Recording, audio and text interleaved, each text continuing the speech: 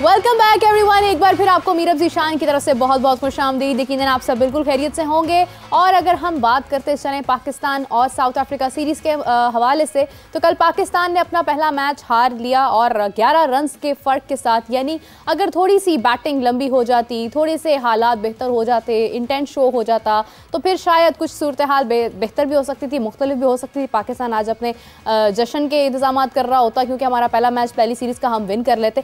लेकिन एक अफसोसनाक सूरत हाल उसी वक्त से शुरू हो गई जब बाबर आजम को डक हुआ। तो इस हवाले से गुफ्तगू का सिलसिला आगे बढ़ाते हैं। मेरे साथ मौजूद हैं सबसे पहले आप सबकी जान, क्रिकेट की शान, हाफिज इमरान। अस्सलाम वालेकुम हाफिज साहब, कैसे हैं आप? वालेकुम सलाम मीरा, बहुत शुक्रिया आपका, बहुत शुक्रिया। हाफिज साहब माशाल्लाह से आप अच्छे भी बहुत लग रहे हैं। और डेफिनेटली क्योंकि पाकिस्तान और साउथ अफ्रीका की सीरीज़ थी, पाकिस्तान कल हार गया, लेकिन हमारे दरमियान जो है ना वो एक तो पॉजिटिविटी का तसलसल कायम रहना चाहिए। दूसरी जानिब नाज़रीन मेरे साथ मौजूद है वन अली फाख्ता कादिर ख्वाजा। अस्सलाम वालेकुम, कैसे हैं आप? वालेकुम सलाम, शुक्र अल्लाह का। मेरा ज़्यादा फर्क है? दरवाज़ा बंद है, दरवाज़ा बंद है। वो ठंड बहुत लग रही है उनको। हाँ सही सही सही। मेरे ख्याल से बोस्टन से आए हैं। समझ आएगा। नहीं समझ आ गई है।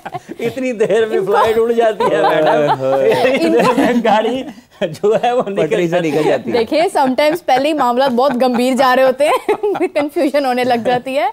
लेकिन चले, इस तरह की कंफ्यूजन जो है वो कल हमें मैच में भी नजर आई। तो हाफिज साहब आपसे जानना चाहूँगी, कल हमारी बाकायदा तौर पर आपस में हमने प्लान किया था कि केक लेकर आऊँगी मैं 4 पाउंड का अगर बाबर आजम हाफ सेंचुरी कर रहे थे। लेकिन बाबर को बहुत ख्याल था कि मेरे पैसे खर्च नहीं होने चाहिए, तो उन्होंने कहा कि रहने दो, 5 निकाल दो, सिर्फ 0 कर देते हैं अगले वाला। तो डक हो गया उन्हें और मैच हम हार गए। कैसे देखते हैं कल के मैच को? देखिए, मजमूई तौर पर पाकिस्तान के लिए नतायज अच्छे नहीं हैं, और आप मैच हार जाएं वो एक और बात होती है। लेकिन जब आप अपनी फॉर्मेशन को देखते हैं, अपने खेलने के अंदाज को देखते हैं, आप अपनी हिकमत अमली को देखते हैं, तो उसमें चीज़ें आपको गौर करने की ज़रूरत रहती है हमेशा। अगर आप हार जाते हैं, जीत जाते हैं, क्रिकेट आपने देखनी होती है कि आपकी सोच के साथ खेल रहे हैं। अगर आप साइम अयूब को, जो कि पाकिस्तान के लिए वनडे में और टेस्ट मैचेस में भी ओपन कर रहे हैं, तो फिर वो T20 क्रिकेट जो कि जिसमें वो ज़्यादा मौसर साबित हो सकते हैं, वो नंबर 3 पर क्यों आते हैं? तो ये एक सोचने की चीज़ है। फिर उसके साथ साथ मतलब आपके पास मिडल ऑर्डर में कौन सा ऐसा बैट्समैन है जो कि डेविड मिलर की तरह या जॉर्ज लिंडे की तरह बैटिंग कर सकता है? तो जब आप कंपटीशन में होते हैं एट हाईएस्ट लेवल, तो आप मवाजना करते हैं दोनों मुल्कों का, दोनों टीमों का। जब टीमें आमने सामने आती हैं, तो पाकिस्तान हिकमत अमली के एतबार से भी पीछे है, पाकिस्तान अपनी फ़िज़िकल फ़िटनेस के एतबार से भी दुनिया से पीछे है, और पाकिस्तान T20 क्रिकेट के जो तकाज़े हैं, अगर आप उनको एक एक करके देखेंगे तो उन तमाम चीज़ों में पाकिस्तान पीछे नज़र आता है। अगर आज से आप 17-18 साल पीछे चले जाते हैं, जब इंटरनेशनल क्रिकेट T20 क्रिकेट 2007 का वर्ल्ड कप भी अगर आप उसको ले लें, तो जब बैन अवी सतह पर चीज़ें T20 क्रिकेट के हवाले से शुरू हुई, तो पाकिस्तान लीड करता था हमेशा, इनोवेशन आती थी पाकिस्तान की तरफ से। और आज भी लोग इमरान नज़ीर का क्यों नाम लेते हैं, क्यों उसको याद करते हैं? उसकी वजह यह है कि T20 क्रिकेट के इब्तदाई दिनों में इंटरनेशनल लेवल के ऊपर जिस तरीके से उन्होंने आज बड़े इंटेंट की, मतलब क्या कौन लोग हैं जो पाकिस्तान के क्रिकेट को लोगों के सामने बयान करते हैं कि शायद पाकिस्तान पीछे रहा है अपनी हरकतों की वजह से, अपने गलत फैसलों की वजह से। तो कल भी यही एक मतलब फिर उसका इजहार हुआ है।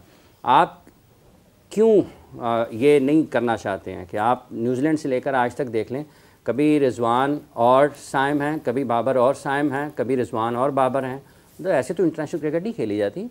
और आपको ये देखना पड़ेगा कि आपने अगर शाहीन आफरीदी को एक फॉर्मेट से आपने अलग किया है, तो आपने उन्हें नहीं खिला रहे हैं टेस्ट मैचेस, तो फिर आपको ये देखना पड़ेगा। और हर गुजरता दिन बाबर आजम के लिए मुश्किलात में इजाफा कर रहा है, और उनको खुद वो पाकिस्तान के सबसे बेहतरीन बल्लेबाज हैं दौरे हाजिर में, और उनकी कारकर्दगी उनकी सलाहियतों के मुताबिक नहीं है। पाकिस्तान के लिए सबसे बड़ी परेशानी जो है वो यही है कि बाबर अपनी पोटेंशियल पर क्यों परफॉर्म नहीं कर रहे हैं। तो ख़ुद उनको भी सोचना चाहिए, उनको देखना चाहिए, कुछ बातचीत करें, कुछ बैठें किसके साथ, और मतलब उनके साथ बात करें जो इस दौर से गुजरे हुए हैं।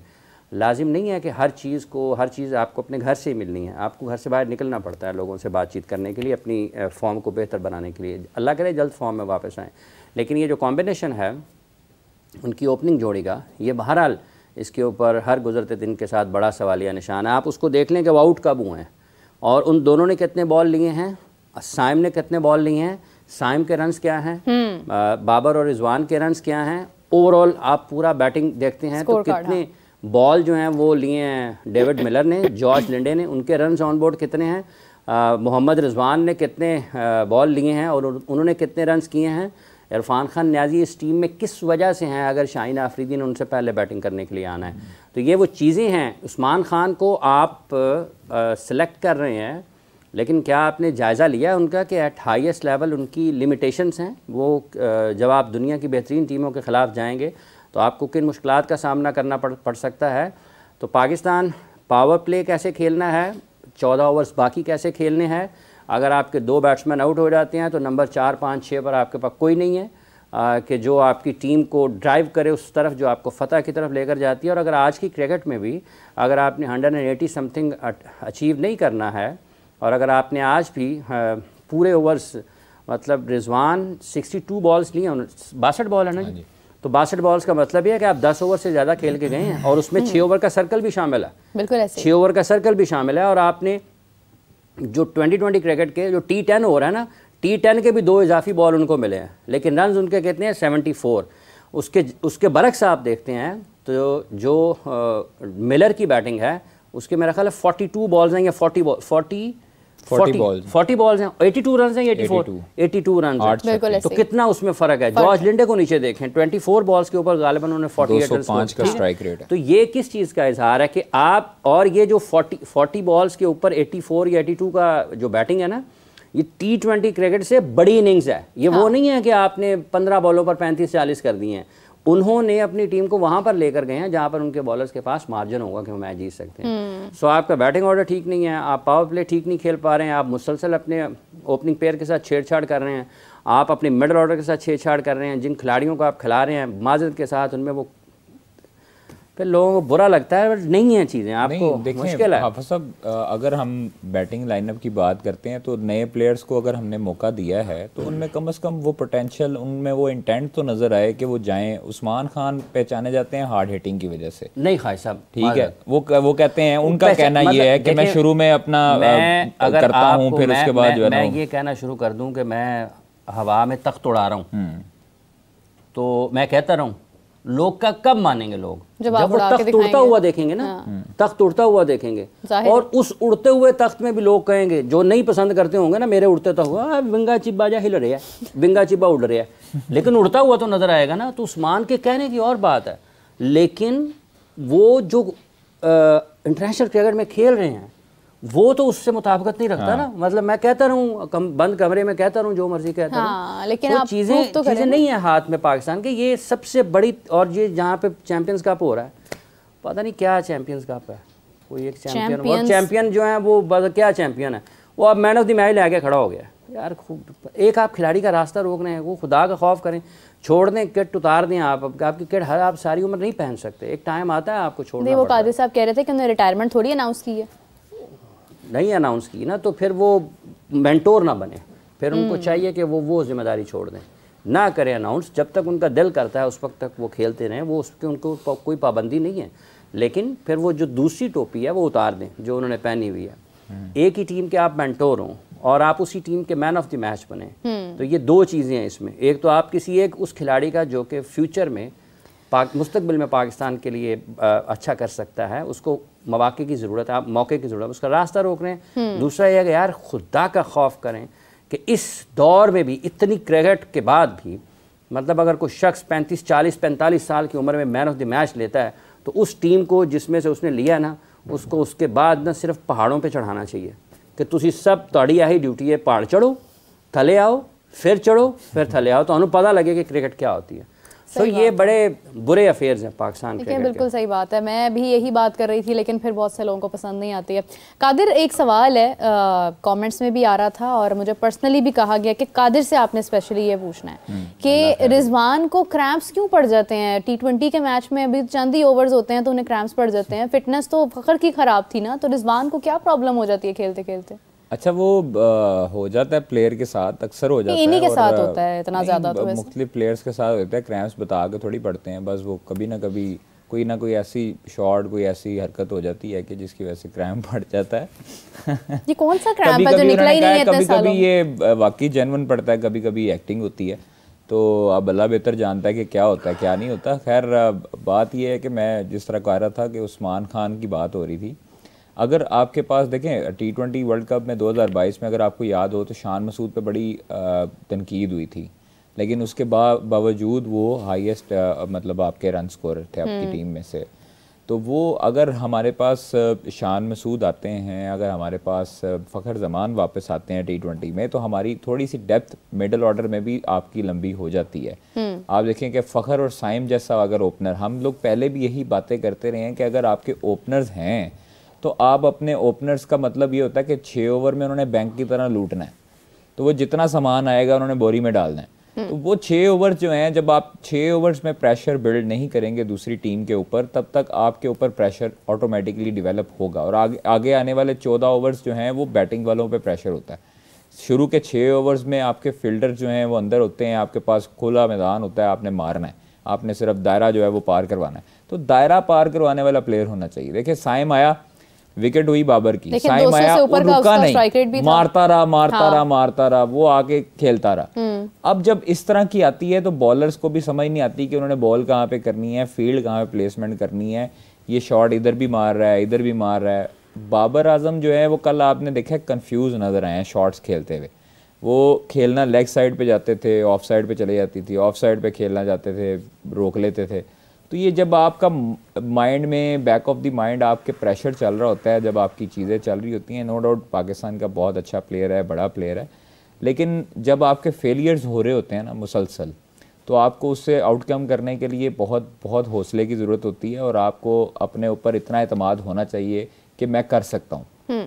ये आप ये ना सोचना कि फिर ये इस पे अगर मैं 10 पे आउट हो गया या 20 पे आउट हो गया तो ये क्या होगा। मतलब आप ये सोचो कि भाई मैंने 70-80 करके जाना है, तेज़ करके जाना है, ये सोचें। जब आप इंटेंट से खेलते हैं, आप न्यूजीलैंड का मैच देखें, फ़खर ज़मान ने 400 जब हम रन चेस करने जा रहे थे तो उस टाइम पे बाबर जो है वो तेज़ खेल रहा था। क्यों खेल रहा था, उसे पता है यहाँ आ रही पार है, मतलब अगर आउट भी हो गए, हम सारे आउट हो गए, तो पता है 400 का फटा लगा हुआ है। फ़खर भी मार रहा था, ये भी मार रहे थे, तो हमारा रन जो है वो ऑटोमेटिकली मिलते हैं आपको। बॉलर गलती करता है, इस लेवल पर आके, इंटरनेशनल लेवल पर आके आपके बॉलर्स जो हैं वो मतलब मैच्योर होते हैं, प्रो बॉलर्स होते हैं, आप भी प्रोफेशनल होते हैं। तो कम से कम ये चीज़ें आपको फिर ग्राउंड से बाहर सोच के आनी चाहिए कि मुझे जो है वो पिछले इनिंग्स में फेलियर है, मैं परफॉर्मेंस नहीं दे रहा। जब आप ये ग्राउंड में भी सोचेंगे, हेलमेट के अंदर आपका दिमाग है, दिमाग के अंदर आपकी जो है वो बैक साइड पे ये चीज़ें चल रही होंगी, तो फिर आपका ध्यान अंदर क्रिकेट पे नहीं होगा। जब बॉलर आ रहा होता है भाग के और आप पे प्रेशर होता है, उस टाइम पे आपको प्रेशर जो है वो इतना हावी होता है कि आपको सीधा बॉल जो छक्के वाला होता है वो भी आप उसको लीव कर देते हो। तो ये बाबर को थोड़ा सा एक तो खुद सोचना चाहिए कि वो बैटिंग ऑर्डर कौन सा बेहतर सूट करता है उनको T20 में। देखिए ओपनर पे अगर साइम है तो साइम के साथ अगर रिजवान भी नीचे चले जाते हैं तो आपकी मिडल ऑर्डर ऑटोमेटिकली स्ट्रांग हो जाएगा। प्लस मिडल ऑर्डर में आपके पास अगर इफ्तिखार नहीं है, आसिफ अली नहीं है, फ़हीम अशरफ ऑलराउंडर में नहीं है, आपके पास नवाज़ नहीं है, नवाज़ भी थोड़ी बहुत बैटिंग कर लेते थे, हिटिंग कर लेते थे। अब आपके पास आप किसी पर रिलाई नहीं कर सकते कि उस्मान खान हमें मैच जिताएगा, आपका इरफान खान न्याजी मैच जिताएगा, आपको जो है वो नीचे से सलमान अली आगा अगर होते हैं मिडल ऑर्डर में वो मैच जिताएंगे।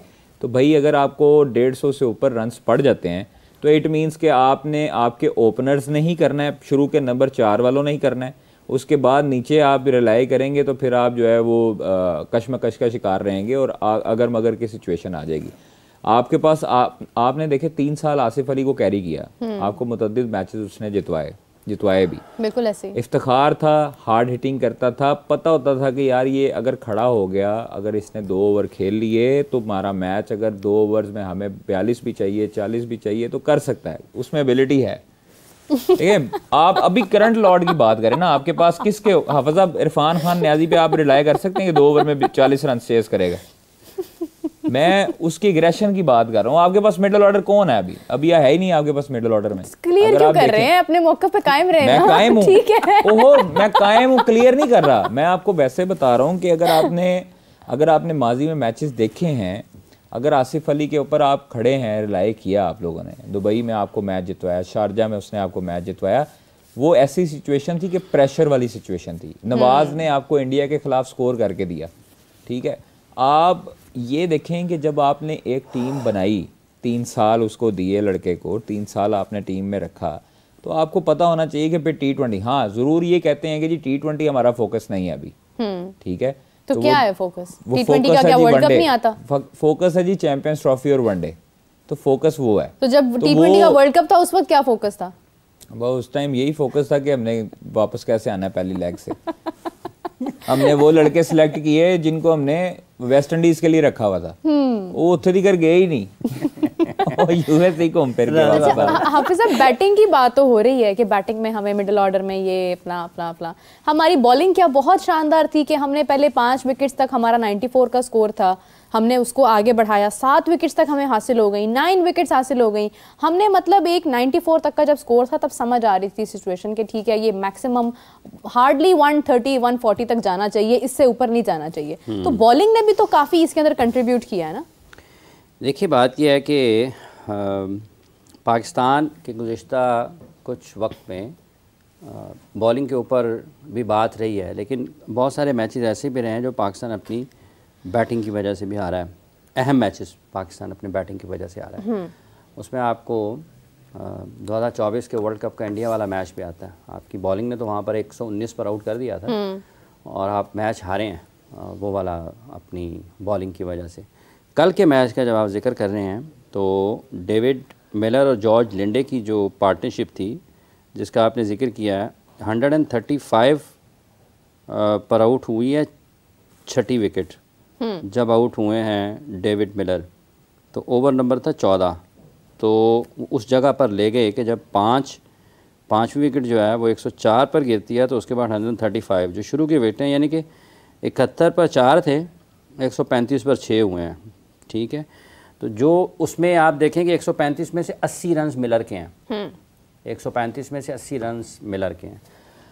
अब बात है इस चीज़ की कि जब जिम्बाब्वे के ख़िलाफ़ हम खेल रहे थे, सुफियान ने आउट किए वहाँ पर, तो उसकी तारीफ़ बनती है चूँकि आउट किए हैं, लेकिन ये जितने भी क्रिकेटर्स पाकिस्तान के स्पिनर्स हैं, ये इससे पहले भी कई मरतबा यहाँ पर इस बारे गुफ्तगू हुई है कि ये बहुत अच्छे हैं, सुफियान, महरान, मुबस्सर, फैसल अकरम, लेकिन आपका टेस्ट होगा हाईएस्ट लेवल पर जब आप दुनिया की बेहतरीन बैटिंग के ख़िलाफ़ जाएंगे।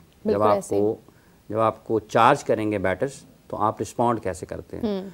50 रन से ज़ायद उनको कल हुए हैं, 13 कुछ की उनकी इकॉनमी है। तो ये वही बॉलर हैं जो जिम्बाब्वे के ख़िलाफ़ 3 रन पे 5 उमर गुल का रिकॉर्ड तोड़े हैं। तो फ़र्क क्या है? फ़र्क यह है कि ऑपोजिशन का फ़र्क होता है। आप उस ऑपोजिशन के ख़िलाफ़ खेलें जिसको बॉल नज़र आता है और उस ऑपोजिशन के ख़िलाफ़ खेलें जिसको बॉल का पता नहीं चलता, तो आपकी कारकर्दगी का वहाँ पर पता लगेगा जहाँ पर बॉल समझ आ रहा है और नज़र आ रहा है। तो कल उनको बॉल नज़र आ रहा था और उनको समझ भी आ रहा था। तो ये जितने भी बॉलर्स हैं पाकिस्तान के स्पिनर्स, जिनकी बड़ी बात होती है पाकिस्तान में, ठीक है उनको इंटरनेशनल क्रिकेट मिल रही है, लेकिन ये दुरुस्त पाथवे नहीं है। साइम को भी अगर आपने जल्दी में खिला दिया है, दोबारा उसको T20 क्रिकेट में ले रहे हैं, ये दुरुस्त फैसला नहीं है। साइम को आपको सिर्फ टेस्ट मैचेस और वनडे मैचेस खिलाने चाहिए और आपको उसको एक कॉन्फिडेंस देना चाहिए 50 ओवर्स का एंड 5 डे मैच का कि वो लंबी बैटिंग करे। वो जितना मैच्योर होगा उसकी क्रिकेट लंबी होगी उतनी ज़्यादा। ये T20 क्रिकेट उसने सारी वैसी खा जानी है, साल 1.5 साल अगर वो सिर्फ मैच्योरिटी आती है उसकी बैटिंग में, परफेक्शन आएगी, कंट्रोल आएगा लंबी क्रिकेट खेलने से, तो फिर उसके लिए आसान हो जाएगी। इसी तरह से ये जो स्पिनर्स हैं जितने भी खिला रहे हैं, इनको आपको एक दुरुस्त पाथवे पर लेकर जाना है जहाँ पे इनकी बॉलिंग स्पीड का अभी जैसे जैसे वक्त आगे चलेगा आपको लगेगा पता कि मसाइल क्या हैं, वेरिएशन है या नहीं है, पेस कितनी है बॉल की, कितने एक्यूरेट हैं। जब बॉल नज़र ना आ रहा हो ना बैट्समैन को, पता ही ना चले उसको, तो आपकी एक्यूरेसी डिफरेंट होती है। जब आपके ऊपर चार्ज हो जाए तो आपकी एक्यूरेसी का पता उस वक्त चलता है, फिर आप अपने पाँव में भी मारते हैं, अगले पाँव में भी मारते हैं। सो ये इश्यूज़ हैं पाकिस्तान की बॉलिंग के, लेकिन शाहीन के अच्छे थे, हारिस अच्छी गेंदबाजी करते हुए आ रहे हैं, साउथ अफ्रीका जिम्बाब्वे से विकटें ले रहे हैं पाकिस्तान के लिए, कल उनको रन्स हुए हैं, उनको उससे बेहतर बॉलिंग करनी चाहिए। लेकिन आप ये देखें कि जिस टीम के आप ख़िलाफ़ खेल रहे हैं ना, वो उसमें सिर्फ 3-4 क्रिकेटर्स हैं उनके ऐसे जो कि जिनके नाम लोगों को याद होंगे। यहाँ बाहर निकलें पाकिस्तान में कितने लोग क्रिकेट देखते हैं, कोई शायद ही बंदा ना उसके पूरे 11 खिलाड़ियों के नाम बता सके। बिल्कुल, मैं भी नहीं बता सकता, totally मैं भी 11 बंदों को आपको साउथ अफ्रीका के नाम नहीं बता सकता। I totally agree। ठीक है, तो आप उस टीम के खिलाफ, उसमें आपको नुमाया नाम के हैं, लिंडे आएगा, डेविड मिलर आ जाएगा, क्लैसन आ जाएगा, रीजा हेंड्रिक्स है ना ख्वाहिश साहब, वैंडर डूसन आ जाएगा। इसके अलावा अगर आपको किसी फौरी तौर पर आपको 4 बंदों की इतनी तेजी में नाम लेने होंगे, आपके लिए मुश्किलात होंगी। तो उस टीम के खिलाफ आप खेल रहे हैं और आपकी कारकर्दगी पहले मैच में सबके सामने, अल्लाह करे कि अगले मैच में अच्छा खेलें, सुफियान अच्छी बॉलिंग करें, हारिस को बाउंस बैक करना होगा, ज़्यादा बेहतर बॉलिंग करनी होगी। और ये क्रेडिट है जॉर्ज लिंडे का और डेविड मिलर का कि उन्होंने उसमें कप्तान को भी देखना है कि अपनी चीज़ों को उसने अपने बॉलर्स को कैसे ऑपरेट करना है। अगर साइम आपके पास है तो वो कोई बुरा ऑप्शन नहीं है T20 में, अगर आप उसको खिला ही रहे हैं तो बुरा ऑप्शन नहीं है। और फिर आपने अपने बैटिंग ऑर्डर को ठीक करना है, आपने इरफान का भी मामला ठीक करना है, अपने बॉलिंग ऑप्शंस को बेहतर तरीके से यूटिलाइज़ करना है। अच्छी चीज़ ये है कि शाहीन ने अच्छी इकॉनमी के साथ बॉल किए हैं, मुश्किल सुफियान को तो एक साइड पर रख दें। बुरी चीज़ ये है कि हारिस को रन्स नहीं होने चाहिए थे, उनको जो 41 हुए हैं उसमें 7-8 रन्स, क्योंकि 4 ओवर्स में अगर आपको 41 होते हैं तो अगर आप फिनिश करते हैं 4 ओवर्स में 32 पर, जैसा कि अब्बास ने भी किया है, तो उसको दो की बाउंड्रीज ज़्यादा लगी हैं। यही T20 क्रिकेट में आप 7-8, 5-5, 4-4 रन्स बचाते हैं, तो आपको जब 20 ओवर्स फिनिश करते हैं तो उसमें आपको 20 के रन्स का फ़र्क पड़ा होता है। तो 20 रन्स बड़ा मार्जिन होता है T20 क्रिकेट में। हारिस को ज़्यादा बेहतर बॉलिंग करनी चाहिए आने वाले मैचेस में। हारिस वैसे आज प्लेयर ऑफ द मंथ आ गए हैं ICC के, बड़ी अच्छी बॉलिंग की उन्होंने, ऑस्ट्रेलिया से लेकर अब तक यहाँ पर उन्होंने बड़ी अच्छी गेंदबाजी की है, बहुत अच्छी बॉलिंग की है। लेकिन कल रन्स हुए हैं बेहतर, उन्होंने सीनियर बॉलर है, देखिए 2 है ना, एक शाहीन और हारिस, इनको बेहतर गेंदबाजी करनी चाहिए। शाहीन ने अच्छे बॉलर में हो सकता है कि नसीम शाह को शामिल किया जाए, मतलब वो भी एक ऑप्शन है। वो तो T20 स्क्वाड से मेरा ख्याल है, तो वो नसीम T20 स्क्वाड मेरा ख्याल है नहीं है, क्योंकि उन दोनों को नहीं उनको इन्होंने उसमें डाला है ना ODI में, हाँ, ODI में उसमें उन्होंने डाला है टेस्ट मैच में और दूसरे लेकिन सुफियान के साथ भी आप अटैक में जा सकते हैं, डिपेंड करता है ना, जिस तरह किसी दौर में इमाद वसीम करते थे हाफिज साहब। खासा इमाद की और इसकी बॉलिंग में फर्क है। इमाद स्किट करता था बॉल, इमाद लेकिन वो मेंटली टफ था बहुत, उसने फर्स्ट क्लास क्रिकेट बहुत खेली हुई थी, वो पढ़ लेता था, रीड कर लेता था, फिर उसकी बॉलिंग वेरिएशंस मुख्तलिफ थी, वो डिफरेंट तरीके से ऑपरेट करता था। वो आपकी पूरी की पूरी जो डेवलपमेंट का फेज़ है उसमें से खेलते हुए है, उसने बॉलिंग की बहुत है, वो फर्स्ट क्लास क्रिकेट खेलता था, उसने उसकी अच्छी खासी बैटिंग परफॉर्मेंसेज हैं फर्स्ट क्लास क्रिकेट में, तो उसका और इसका फ़र्क है, इसकी और उसकी बॉलिंग का बड़ा फ़र्क है। ये देखिए ये बिल्कुल इसी तरह से है जैसे जाहिद महमूद की अगर आप बैकग्राउंड देखते हैं तो आप कहते हैं भाई बड़ी विकेट्स हासिल की हुई है इसने, बड़ी शानदार, और जब वो आते हैं इंटरनेशनल मैच खेलने के लिए या वो जब आते हैं इंग्लैंड जैसी टीम के खिलाफ तो उसके बाद उनके पीछे कोई आपको कुछ नजर ही नहीं आता। 1 विकेट हासिल करने के लिए भी कितने रन करवाने पड़ते हैं कि चलो यार 1 विकेट तो इनके नाम हो जाए, मुश्किल काम है वैसे ये भी। तो ये हालात जो है ना वो थोड़े से ज़रा मुश्किल हो जाते हैं। सुफियान की बात आप कर रहे हैं कादिर, आपको नहीं लगता कि सुफियान एक नया टैलेंट है और एक उभरता हुआ टैलेंट है, लेकिन उनसे बहुत ज़्यादा तवक्कुआत लगाना भी हमारी गलती है और ये सुफियान के साथ भी ज़्यादती है? देखें उन्होंने जो 3 रन्स दे के 5 आउट किए ना, तो उसके बाद से लोग उसको जो है ना वो शेन वॉन, सकलैन मुश्ताक अहमद, मेंडस और बाकी लोगों से जो है ना ऊपर समझना शुरू। उमर गुल का रिकॉर्ड भी उन्होंने तोड़ा है, आपको बताऊं, देखिए लेकिन उमर गुल की वो जो मेडन ओवर्स थे वो किस टीम के खिलाफ थे? न्यूजीलैंड के। अभी इनएक्सपीरियंस है, अभी उनको मार पड़ेगी भी, सीखेंगे भी, क्योंकि बॉलर तब तक नहीं सीखता जब तक उसे मार नहीं पड़ती है। मार बड़े मैचेस में पड़वानी होती है हमने। देखिए बड़ी टीम, हाफिज साहब ने बिल्कुल ठीक कहा है कि एक बैट्समैन, एक बॉलर, उसका अंदाज़ा, उसकी एबिलिटी, उसका सारी चीज़ें तब पता लगती हैं जब वो किसी बड़ी टीम के खिलाफ खेलता है और बड़े नामों के साथ मतलब खेलता है उनके खिलाफ। हालांकि उनकी साउथ अफ्रीका में आप देखें तो उनके सारे जो फास्ट बॉलर्स थे वो हमें काफ़ी हद तक नए एक नाम देखने को मिले, मतलब जो चंद नाम हैं उनके अलावा नए नाम आए, लेकिन उन्होंने बहुत उम्दा बॉलिंग की, उनको पता था अपनी होम कंडीशंस का, उन्होंने भरपूर तरीके से फ़ायदा उठाया। और आपके जो सुफियान मुकीम है, मतलब इब्रार ने, मैं समझता हूँ कि अच्छी नपी तुली बॉलिंग की है, अच्छी बॉलिंग की है उसने, और उसने मतलब अंदर भी किया बॉल, बाहर भी निकाला बॉल। तो ये एक तजर्बे के साथ साथ आपको चीज़ें सीखने को मिलती हैं और ऐसे एकदम नहीं आ जाता। सुफियान मुकीम अभी यंग टैलेंट है, अभी कम से कम 1-2 सीरीज़ अगर वो खेलता है, अल्लाह करे वो खेलता है, तो फिर उसको मज़ीद आप तीसरी सीरीज़ में देखेंगे तो पहले से बहुत निखार आया होगा। अभी ऐसे ही सीखता है बंदा, और उसने पहले मैच में जो गलतियां की होंगी डेफिनेटली वो उस पर काम करेगा। कोचेज़ अगर हो सके अल्लाह करे तो वो भी काम करवाएं उसको, कप्तान भी उसे बताए, उसके कोलीग भी उसको बता रहे होंगे। अगर उसमें एक लगन हुई खुद सीखने की या अपने आप को बेहतर करने की, तो वो अपने वीडियोस देख के जो एनालिस्ट होगा, अल्लाह करे एनालिस्ट भी जो है वो उसको बताता तो वैसे कोई भी नहीं है मेरे ख्याल में उधर, क्योंकि सारे ही जो है वो समझे समझाए होते हैं। तो वो कम से कम उनको ये होना चाहिए कि आप अपने आप को बेहतर कैसे किया जा सकता है। और दूसरे मैच में इंशाल्लाह अल्लाह बेहतर करेगा, हम लोग मैच जीतेंगे, सीरीज भी जीतेंगे, टेंशन नहीं लेनी। 2-1 की प्रेडिक्शन की हुई है वैसे, कल आपने 50 रन की प्रेडिक्शन भी की थी। नहीं वो अब क्या करें, दिल को बहलाने के लिए ख्याल अच्छा है गालिब। क्या हुआ, गालिब भी जो है ना वही बस कुछ कर सकते हैं फिलहाल इस टाइम क्रिकेट टीम में। हाफिज साहब, नेक्स्ट मैच की प्रेडिक्शन कादिर साहब ने पहले ही दे दी है कि इंशाल्लाह हम जीतेंगे, और जीतना चाहिए भी, हमें डेफिनेटली बाउंस बैक करना चाहिए। लेकिन आपको नहीं लगता कि थोड़ी बहुत चेंजिंग भी करनी चाहिए इसी टीम के साथ, और इसी बैटिंग ऑर्डर के साथ हमें मसाइल फिर पेश आ सकते हैं? देखो तो शुरू में कहा ना, शुरू में कहा है, लेकिन अब ये टूर पे हैं, अब एक मैच के बाद आप 53 रन के बाद सुफियान को भी अगर निकालेंगे तो मुनासिब नहीं है ना, क्योंकि वो जिम्बाब्वे में आपने उसको खिलाया, वो अच्छी बॉलिंग करके आया, तो उसको मौका तो आपने देना है जब आपने उसे खिलाया तो। और बाबर और रिजवान की अगर आपने पहले मैच में ओपनिंग पेयर के साथ आप गए हैं, तो आपका इसका मतलब ये है कि आप समझते हैं कि वो बेस्ट ओपनिंग पेयर है पाकिस्तान का T20 क्रिकेट में। पाकिस्तान के पास जो कॉम्बिनेशन है इस वक्त उसमें बाबर और रिजवान बेस्ट हैं। तो उन्होंने अगर पहले मैच में परफॉर्म नहीं कर पाए हैं तो इसका ये मतलब तो नहीं है कि दूसरे मैच में आप उनको बदल देना चाहिए। तो बेस्ट अगर आप ये समझते हैं कि वो हैं तो फिर उनको उसके बाद मौका मिलना चाहिए।